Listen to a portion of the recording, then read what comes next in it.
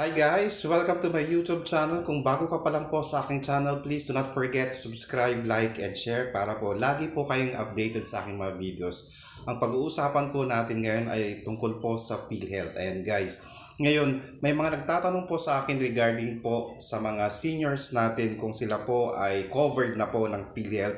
Yes po, ang ating mga senior citizens po ay automatic na pong covered ng ating PhilHealth. Ayan, once na naging senior po kayo, pag naging 60 po kayo and above, of course, automatic na po yan na magiging miyembro na po kayo ng PhilHealth at syempre hindi na po kayo magbabayad ng inyong contribution dahil automatic na po kayong miyembro ng PhilHealth. Ayan guys. Ngayon, ano po ang dadalhin ninyo? Ayan, kapag kayo po ay na-confine sa hospital, no, at kayo po ay senior, dalhin nyo na lang po ang inyong birth certificate na nagpapatunay na kayo po ay senior. Ayan, and then dalhin po ito sa pinakamalapit na PhilHealth branch para po ma-update at maipasok po at maisama sa kanilang system ang inyong pangalan bilang senior citizen na covered ng PhilHealth. Ayan guys, so sana po nakatulong po ako. Please, kung may mga katanungan po kayo regarding sa PhilHealth,